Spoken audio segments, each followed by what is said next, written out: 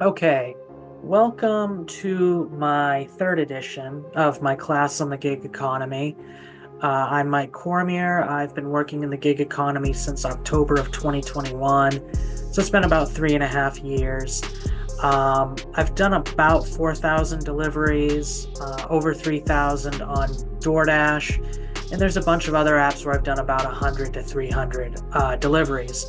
And I don't test apps out of necessity, out of financial necessity. I do it really just out of curiosity to see what they can offer. Are they superior to Doordash and Spark, etc.? So I'm going to be going over multiple apps that you can use to get an income stream in the gig economy. I'm going to be going over tips for running these gig economy apps. So this will be tips for delivering. We're going to be going over how to not be deactivated, particularly from DoorDash, but really from all these apps. They're all very similar. And we're also going to be going over non-driving and passive, semi-passive income side hustles at the end. So, without further ado, let's start with DoorDash. This app has the most delivery opportunities. It's the most accessible. It has the most coverage area as far as rural areas. Even in the state of Maine where I live, there's plenty of places where you can do DoorDash. Now, this is, like all gig economy apps, independent contractor. You choose when you work, you choose how long you work, etc. So you do not have to deliver every order that you see on your screen.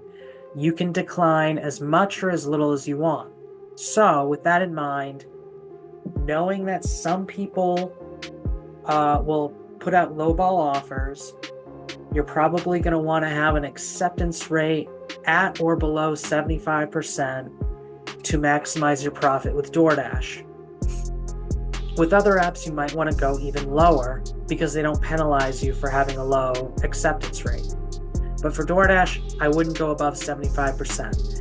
If you're above that rating, you're probably delivering offers that are too lowball. But with that being said, DoorDash is worth it. If it wasn't, I wouldn't have done over 3,000 deliveries with it. It's the one I started out with, and it's the most prolific gig economy app.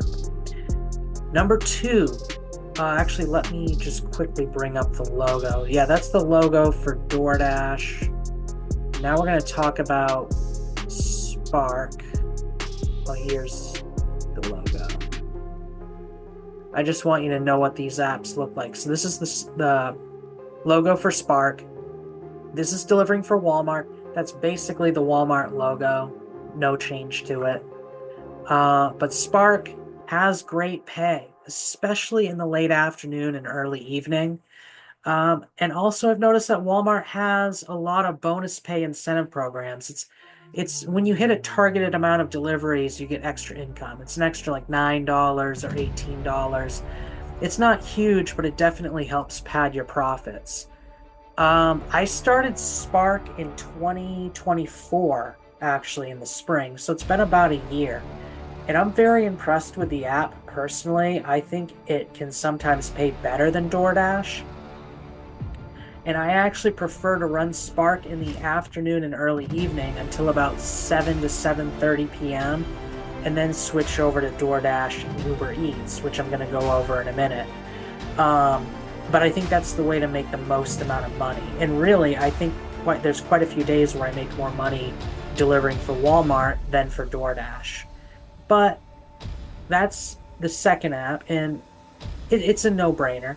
The only complaint maybe that I could make is that it's not seamless to change zones. So if you move, there might be a slight delay switching from your local Walmart to the Walmart that you're moving to.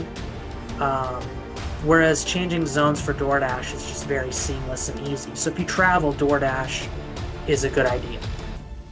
Number three, Instacart. This app is purely grocery delivery, like Spark. It is a great app to run in the background because it doesn't keep track of your acceptance rate. Now, Instacart, I think the logo is right here. Okay, so that's what the logo for Instacart looks like. Let me get back to my notes here. There we go. Okay. Instacart, week to week, I find it varies a lot. There have been certain weeks where I make the majority of my money on Instacart because what happens is I log in, I get it like a banger of an offer. I do it, get it done, and then just about the time I get that delivery done, I get another offer. So then I stay logged into Instacart, and then I eventually just do Instacart all day, and I kind of don't know what the other apps have to offer, but like, because I've done different apps and I've delivered at different times, I just know that what I'm getting from Instacart is good. So I stick with it, and then I make a few $100s just on Instacart alone in a week. But in a normal week, I don't even log into Instacart because sometimes I can go an entire day without getting an offer. So we're getting into what we call filler apps. A filler app is something that you run when you can't get a good offer with Doordash or Spark, or you can't log in at all because it's not busy enough. So that would be a gray map for Doordash. Like sometimes when you log into Doordash, the map is gray. It says it's slow. Instead of dash now, it says schedule. If you go platinum, you can dash any time, but there's really no point in dashing when it's slow. You're still going to be waiting, even if you're platinum. But with that being said, Instacart's a great filler app to run in the background. It really will keep you busy during the day. Number 4, Uber Eats. This one has potentially high-paying opportunities. Sometimes it can be higher paying than all the other apps. Sometimes it can be lower paying than all the other apps. Uber Eats varies quite a bit. It is a good filler app if DoorDash isn't busy. So if DoorDash gives you a gray map, or you log in and you just don't get an offer. I mean, you can log in and DoorDash can claim it's so busy, and then you just don't get anything. And then DoorDash could claim it's not busy, and you just get offer after offer after offer. But the Uber Eats logo, let's see if I can find that. There we go. That's what it looks like. I think I actually signed on to Uber Eats 3rd. So July of 2023. Again, it's a filler app. I make, a couple thousand on it here and there per year. I don't run it all the time because it doesn't have the same volume of offers as DoorDash.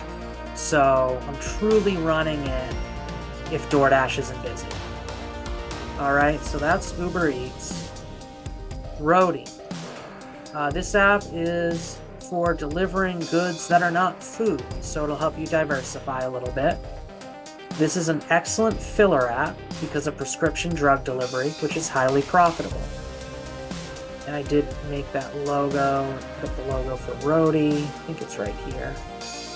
Yeah, kind of a bluish logo.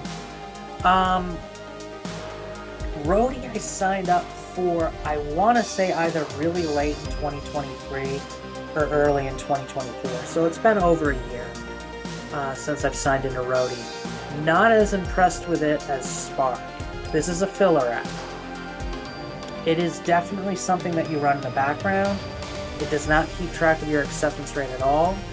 So you can just keep turning down offer after offer and it won't affect you. With that being said, Roadie is unusual that having a large vehicle is really going to help you make more. If you have a car, you're basically limited to small offers and prescription drug delivery. I've delivered a hose with Roadie and other small items. Maybe mulch to somebody that's gardening. But I still recommend Roadie. It's just, you're not going to be able to depend on it for your income 100%. You're going to want to have a high volume app like DoorDash or Spark if you're running Roadie. And then other apps to consider are Grubhub, Point Pickup, and SendPacks. So I did have the logo for Grubhub. I recommend Grubhub, but it's just so low volume in my area, sometimes I can't get an offer. SendPacks is the same thing. I just signed on to it, so I really can't say much. And then I will bring up the logo for Point Pickup. That's what the logo for Point Pickup looks like.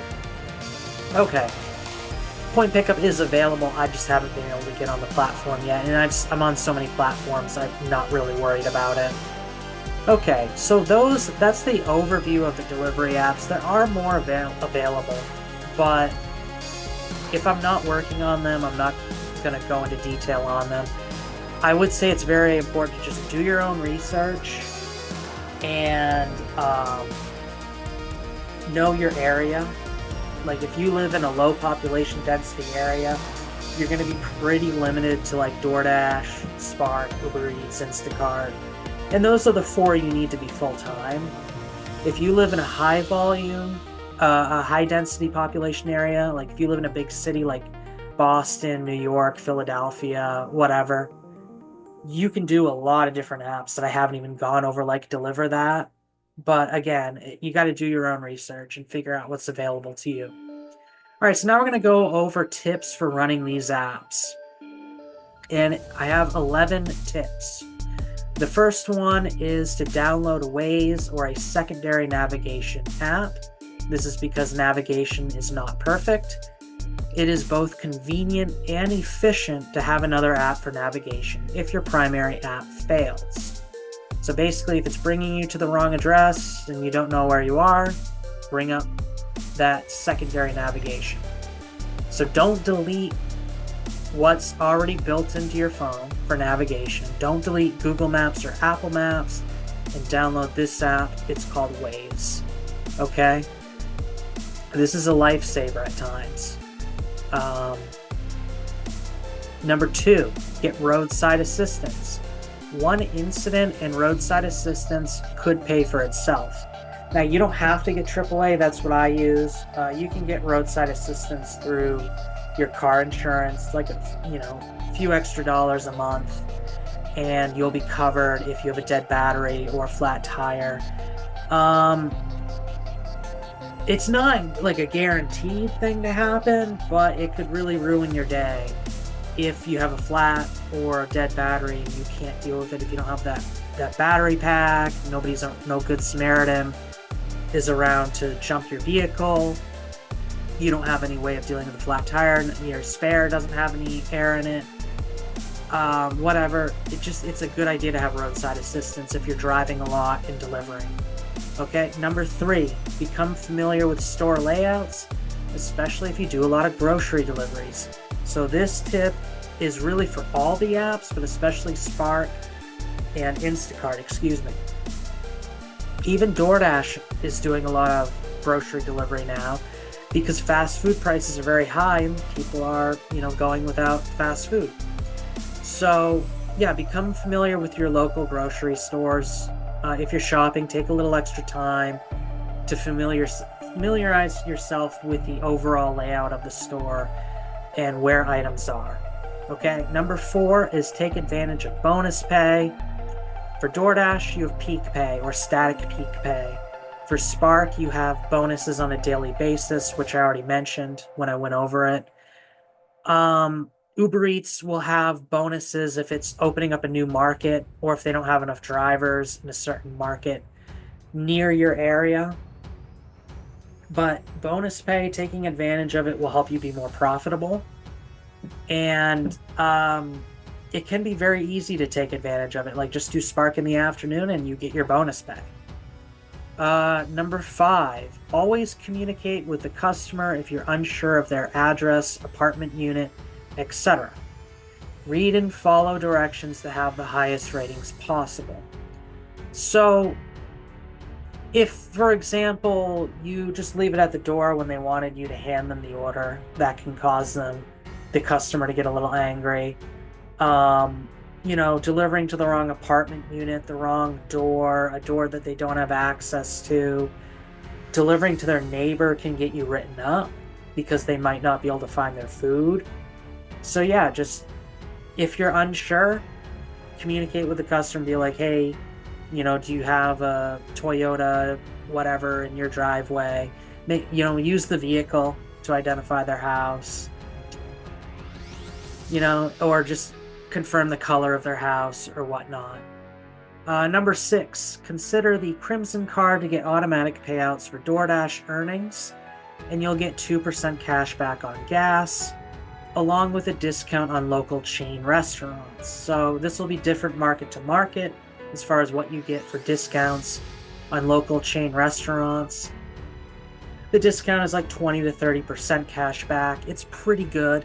The 2% cash back on gas, it should be higher, but it's good to take advantage of what you get. And this is basically how you get your benefits, is through the Crimson Card. I don't have a problem with direct deposit. I use it with some of my apps, but for DoorDash, I like to get those automatic payouts. Number 7, get the red card for shopping orders. This will assure you have more opportunities to deliver. Again, it feels like it's getting to about half of our delivery opportunities for DoorDash are actually grocery, and sometimes they're both pickup, fast food, and shop. So shopping is becoming more and more common with DoorDash. So I would definitely get the red card if you can, or as soon as you can. They'll probably send it automatically, but request it if you don't get it. Number 8, diversification. It is a good idea to sign up for more than one gig economy app so you can have more opportunities for income. And then I listed DoorDash, Uber Eats, Spark, Instacart, Roadie, Shipt, and Grubhub are all examples of gig economy apps. I didn't go over Shipt in the top paragraph about gig economy apps. It is available in some areas. I've only done like one delivery with Shipt, so I'm not going to go over it in detail, but that's another one. It's, delivering for Target. And that is an overwhelming list, but you don't have to sign up for all of the apps at once. It is okay to take your time and do personal research before you sign up. And generally speaking, I would say you're going to sign up for one gig economy app at a time. You're going to test the waters for a few weeks, maybe a few months, and then sign up for another. So for me, for example, I signed up for DoorDash in October of 2021. I signed up for Instacart in October of 2022, Uber Eats in July of 2023, Roadie either later in 2023 or early 2024. Then in March or April of 2024, I signed up for Spark. And then Grubhub a couple months later. Senpex was very recent. I haven't actually delivered for them yet. And I feel like I'm forgetting one, but maybe not. No, I got them all. So yeah, as you can see, I sometimes had a year gap before I signed up for another app. That's fine. I would say have it be a month or two. Basically, make sure that you're all signed up, you've done the background check, you've done all your paperwork, everything's all set, and you've gotten your pay, and you've seen it hit your bank account. And once you're all set, you got your red card, your shopping card, and you're all good to go, sign up for another app and keep diversifying until you don't need to diversify anymore. If you have a job, DoorDash and Spark or DoorDash and Uber Eats is fine. But if you don't have a job, I'd sign up for all of these apps that you can. Okay, number 9. Find the best zone for making money, especially for DoorDash. If you can make double the money by driving 10 to 20 miles down the road, it is well worth it. Now, changing zones is not efficient because you got to drive there, unless you have a delivery that gets you to that new zone, which you won't always get. But it's good to experiment with dashing in different zones. In Maine, it's kind of limited. I've got Augusta, Waterville, Lewiston, Auburn, Farmington, Bath, Brunswick. If I want to take the trip, Belfast, Bangor, but these are long trips, So I'm basically going to stick with Augusta and Waterville because Waterville is the zone that's closest. But if you live in a big city and you have multiple zones within the big city, you want to test out those zones, okay? And obviously be safe. If a zone has a lot of bad neighborhoods and is dangerous, stay away. But definitely test out different zones and find out where you can make the best money. And obviously it's going to vary from time to time, but don't be afraid to leave the zone you're in to make more money. Number 10, flexibility. Take advantage of the fact that gig economy apps allow to work whenever you want and for how long you want. You can work as little as a half-hour shift with Doordash, or you could work all day. This flexibility means you don't have to quit your day job if you don't want to, and you are always empowered to supplement your income anytime you want. So this is why it is worth it to sign up for gig economy apps. I can work for a half hour, 8 hours, or 16, or anywhere in between. Okay? You can schedule yourself, but you're not being scheduled by the apps. You choose your schedule, you choose how long you work. Even if it's busy, you can still sign out and just be done for the day if you've had enough. So yeah, your shift can be as long as you want it to be. Number 11, over time, become more efficient in terms of the use of your vehicle. Batching delivery orders and filling up your vehicle with as many groceries as possible is a good way to reduce your overall expenses and environmental impact. Make sure your tires are properly inflated so you are reducing your fuel consumption. So yeah, it's at some point you're going to want to focus on profit because you are a business owner. This is a business, and so you need to be watching out for your bottom line. Okay, I think I've got 10 minutes left, maybe 15 at the most, so I'm going to have to speed it up, but we're going to go into how to avoid gig economy deactivations. Basically, read the terms and conditions of your independent contractor agreement. Know what constitutes a contract violation. If you always deliver to the right address, you probably won't have an issue. This is the most common way to get a contract violation. You are not allowed to disseminate personal information on customers via social media platforms such as YouTube or Facebook. As mentioned above, do not cancel too many orders. Keep your Doordash completion rate above 90%. Keep these tips in mind so you can avoid deactivation. So if an order is too time consuming, I would cancel it. But at the same time, you got to keep your completion rate above 90% for Doordash. And it's 80% for Uber Eats. So the key is just know what you're getting into. Read that independent contractor agreement. You're not going to be able to read it all in one sitting, because it's a very long document, but try to read what you can, go back to it every so often, and just double check. And yeah, deliver to the right address. Communicate with the customer. Be proactive. Non-driving and semi-passive income side hustles. The first one is Field Agent. This app allows you to make money from mystery shopping and field audits at various stores and grocery stores. You don't have to deliver. You just go to the store. So you could have less miles potentially. If a store is within walking distance, you may not have to drive at all. Even if you have to drive, you can do it on the way to or from your destination, so you're making extra money without increasing your mileage. When you complete jobs, you get tickets to potentially win up to $500, and the app is readily available on the Google Play Store. Number 2, Bestmark. It's pretty similar to Field Agent. You receive opportunities for mystery shops in your email. It's going to be mostly mystery shops, but occasional field audits. And I'd say the biggest example is like changing your oil. If your vehicle is a certain mileage and a certain brand, you can basically get a free oil change using Bestmark. And it's a good idea to do on-time oil changes to protect your vehicle. Number 3, tutor.com. This is a great opportunity to make money at home. You can work as a tutor anywhere you can get adequate Wi-Fi. I did this side hustle for about 2 years. At the time, it was $14.50 an hour. I hope the pay is higher now because of inflation. But the profit is very high because you're working from home, so you're not having to deliver at all. Okay? You're not having to drive at all. So tutor.com, I would consider it. Number 4, Respondent Survey. Respondent Survey pays out well if you qualify for one of their market research surveys. Number 5, User Testing. Basically, it gives you more opportunities to find work at home. And this app is readily available in the Google Play Store. I gotta just cut that out. Number 6, Carvertise. This app allows you to make money semi-passively by attaching an ad to your vehicle.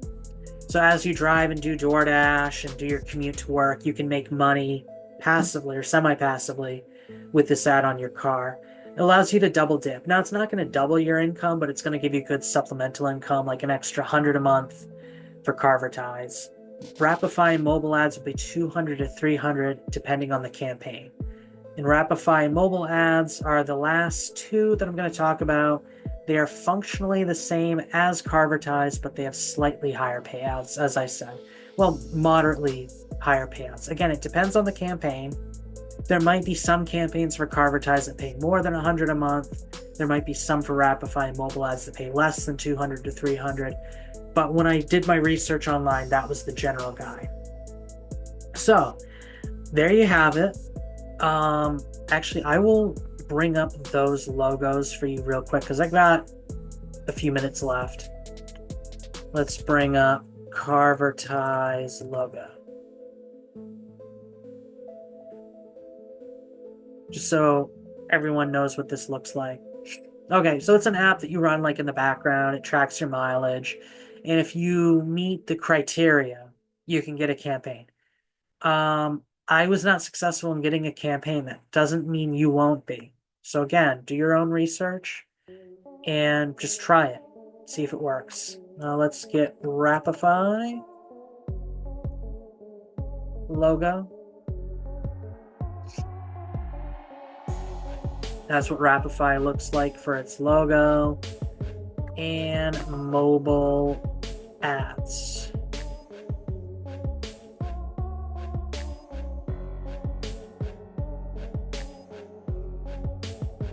There we go. That's what that kind of looks like the Doordash logo, actually.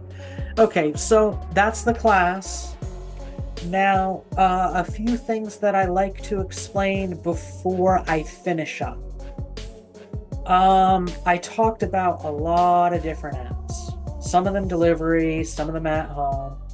I tried them out of curiosity. I didn't try them out of necessity. I think I mentioned this before. I can basically support myself on DoorDash and Spark alone. If I add in Instacart and Uber Eats, it's even easier. Grubhub and Roadie, I do once in a great while out of curiosity. I don't need them. I don't need to sign up for point pickup or send packs. Or I think there was another one that I mentioned. Shipped, I don't have to deliver for Shipped. I have it. If it's there if it's needed. So why do I have so many apps? Why have I tried so many side hustles? I like to talk about them and teach about how you can become financially independent because, you know, a lot of the revelations that I had when early on was, hey, this gig economy works. I can work when I want. I can support myself. I don't need a full-time job.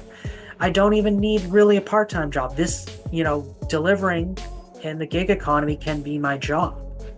So, you know, I think it was when I was delivering over the weekends and making good money and making about the same amount of money that I made at my job. And I was a flagger before I did gig economy work full time. Even a couple of years ago, that job was over $20 an hour. So that was good pay. But I found that the gig economy could do, almost as good. And I'm not having to stand up all day in steel-toe boots out in the cold. I live in the state of Maine, and sometimes I had to work in the wintertime as a flagger, and that was awful. So that's why I prefer the gig economy. I can stay in a heated car, make almost the same amount of money, maybe $1 or $2 less an hour, but it really depends on the day, the app that I'm running. It really depends on how busy things are. If it's busy, work a little extra, make a little extra money so you have some savings if it gets slow. What I've found is that in my market for DoorDash, it's very busy in May and June because of graduation season.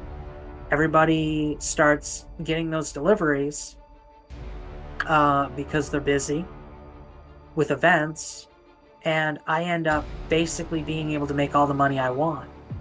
It's pretty unusual in a market for DoorDash to peak at that time of year, but it does in my market.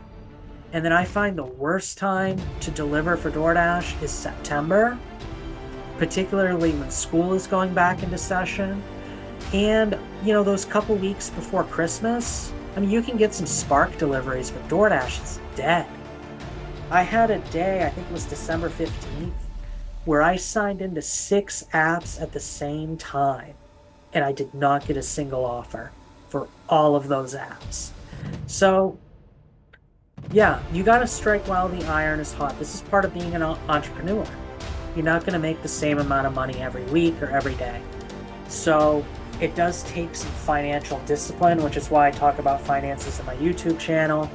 My YouTube channel is Northeast Driver. My channel on Rumble is Main Dasher.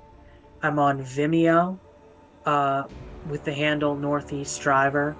I'm on SoundCloud with the handle Northeast Driver. I'm going to attempt to get on Spotify, Pandora, Kick,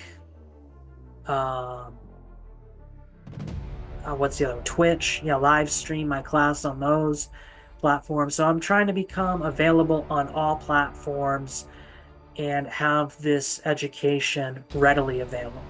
But with that being said, I'm just about out of material. I got 3 minutes left.